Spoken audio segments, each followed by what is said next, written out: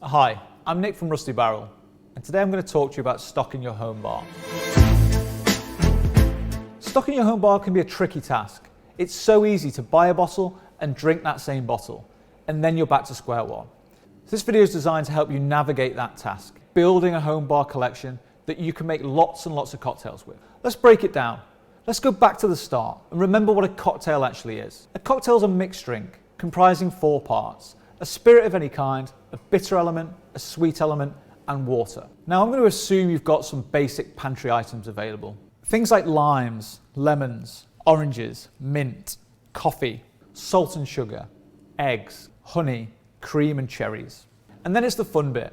It's about choosing what alcohol to work with. And there are 6 base spirits available: vodka, gin, tequila, rum, whiskey, and brandy. You don't need them all. Pick your favorite and go from there.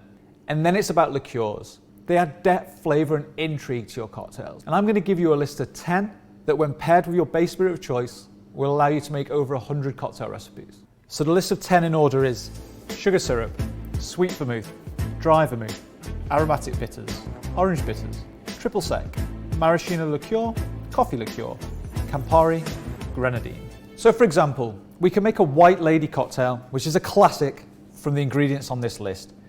Without the protein element, this is a Chelsea sidecar, which in turn is a gin-based riff on the classic sidecar, a cognac cocktail.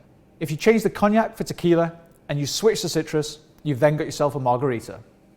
So it's time to reach for your cocktail shaker. You've got your basic pantry items, you've bought your base spirit of choice, and you've got my list of the 10 most important modifying ingredients. So get creative and mix it like a pro with some delicious cocktails at home.